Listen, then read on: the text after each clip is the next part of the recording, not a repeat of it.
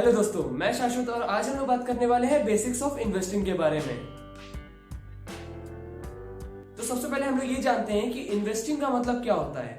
Investing मतलब होता है कि आप अपना कोई भी एसेट को लगाते हो और वो धीरे धीरे ग्रो होता हो, तो उसे कहते हैं इन्वेस्टिंग। आपका पैसा इन्वेस्ट हुआ है ग्रो होने के लिए, आपकी एक एक्सपेक्टेशंस होती हैं कि वो पैसा या कोई भी एसेट आपका ग्रो हो रहा हो। तो नॉर्मली लोग क्या करते हैं, वो अपना पैसा लेके बैंक अकाउंट में डालते हैं। तो उसका क्या फायदे हैं और क्या नुकसान है। तो बैंक अकाउंट में जो फायदा है वो सिर्फ एक ही है कि आपका पैसा थोड़ा सा सिक्योर रहता है। और आप कहीं और डालेंगे, जैसे कि आप स्टॉक मार्केट में कोई पैसा डालोगे तो बहुत ज्यादा रिस्क में रहता है। तो हम लोग सबसे पहले समझते हैं कि आप बैंक में पैसा क्यों ना डालो, उसकी एक प्रॉपर वजह जानते हैं। क्योंकि आपके बैंक में आपको नॉर्मली 3 या 3.5% का इंटरेस्ट मिलता होगा। अगर आपको ये ना मालूम हो कि हमारे यहाँ हर साल के हिसाब से 6% का इन्फ्लेशन होता है। तो इन्फ्लेशन क्या होता है? इन्फ्लेशन वो होता है कि हर साल आपकी कितनी महंगाई बढ़ी। अगर आज कोई चीज 100 रुपए की है तो अगले साल वो 106 रुपए की है। तो इसे कहते हैं इन्फ्लेशन, की 6% का इन्फ्लेशन हुआ है। तो अगर आप अपना पैसा बैंक अकाउंट में डालते हो तो आप प्रॉफिट में नहीं चल रहे हो, आपका 3 या 3.5 बैंक इंटरेस्ट दे रहा है और हर साल आपका 6% का इन्फ्लेशन हो रहा है। तो आप ध्यान से देखो, आप 3% लॉस में चल रहे हो। हमारे इंडिया में यहाँ पे 2 तरह की मार्केट है। पहली है NSE जो कि है नेशनल स्टॉक एक्सचेंज, और दूसरी है BSE, वो है बॉम्बे स्टॉक एक्सचेंज।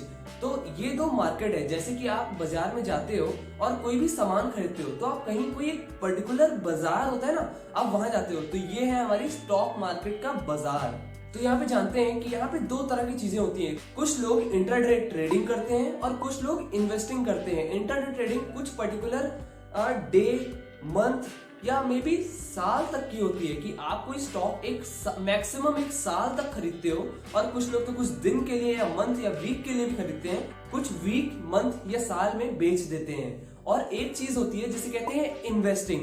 तो इन्वेस्टिंग में आप क्या करते हो? इन्वेस्टिंग में आप एक लॉन्ग टर्म विजन रखते हो। आपको जो स्टॉक आपने जब उसको लिया है या आपने कोई भी म्यूचुअल फंड लिया है तो उसे आप लॉन्ग टर्म में रखते हो। तो यहाँ पे क्वेश्चन आता है कि आप क्यों शॉर्ट टर्म ना करके लॉन्ग टर्म करते हो? क्योंकि अगर आप कोई स्टॉक को खरीदते हो, अगर आप एक नॉर्मल ग्राफ देखो ना, तो आपको वो ग्राफ कुछ ऐसा दिखेगा कि सबसे पहले वो हाई जा रहा है और उसके बाद फिर थोड़ा सा लो हुआ, फिर हाई जा रहा है, फ्लक्चुएट करता रहता है। लेकिन आप अगर उसे एक छोटे पीरियड में देखो तो आपका तो उस समय पर्टिकुलर जो स्टॉक है वो लो गया है, तो आपको लगेगा अरे ये तो लॉस में जा रहा हूं मैं, तो आप उसको फटाफट सेल कर दोगे। लेकिन अगर आप लॉन्ग टर्म में देखो तो वो एक जे कर्व बनाता है, तो वो इंक्रीज हो रहा है। लेकिन अगर आप उसी के छोटे से पार्ट में देखो तो वो डिक्रीज भी हो रहा है। ये वजह है मेन कि आपको क्यों लॉन्ग टर्म विजन रखना चाहिए। सबसे मेन क्वेश्चन आता है कि हम इन्वेस्ट कैसे करें, क्योंकि सबसे मेन चीज है आपके पास कुछ अमाउंट भी तो होना चाहिए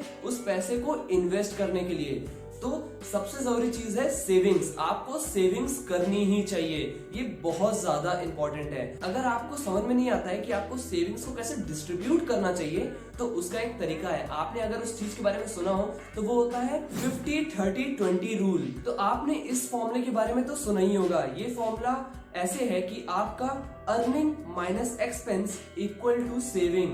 तो ये फॉर्मूला बिल्कुल ही गलत है। अगर आप इसे थोड़ा और अच्छे से डिजाइन करें तो यहाँ पे इस तरीके होना चाहिए। सबसे पहले earning minus savings equal to expense, क्योंकि इसमें आपने प्रायोरिटी सेविंग्स को दी है और आपने पिछले फॉर्मूले में प्रायोरिटी एक्सपेंस को दी थी। तो आपको सेविंग को अपनी प्रायोरिटी बनाना चाहिए।